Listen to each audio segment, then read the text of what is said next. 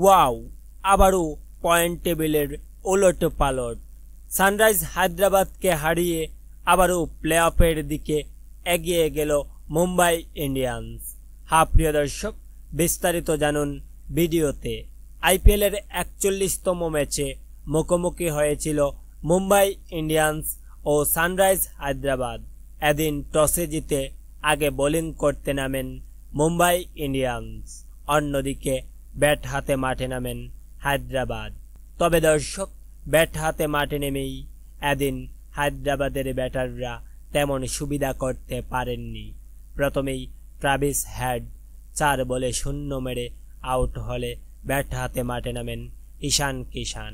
এদিন হায়দ্রাবাদের টপ ব্যাটাররা ঈশান কিষান 4 বলে 1, অভিষেক শর্মা 8 বলে 8, নীতিশ কুমার রেড্ডি 6 বলে 2, অঙ্কিত বর্মা 14 বলে 12 রান করে আউট হলে দলকে কিছুটা এগিয়ে নিয়ে যান হেনরিক ক্লাসেন।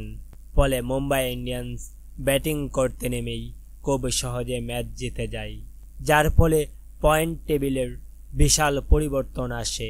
বর্তমানে মুম্বাই ইন্ডিয়ান্স লখনৌ, পাঞ্জাব এবং বেঙ্গালুরুর সমান 10 পয়েন্ট নিয়ে প্লে অফের স্বপ্ন বাঁচিয়ে রেখেছে। তো প্রিয় দর্শক, আজকের ম্যাচটিকে নিয়ে আপনাদের কি মতামত তা অবশ্যই নিচে কমেন্ট করে জানাবেন। ধন্যবাদ সবাইকে।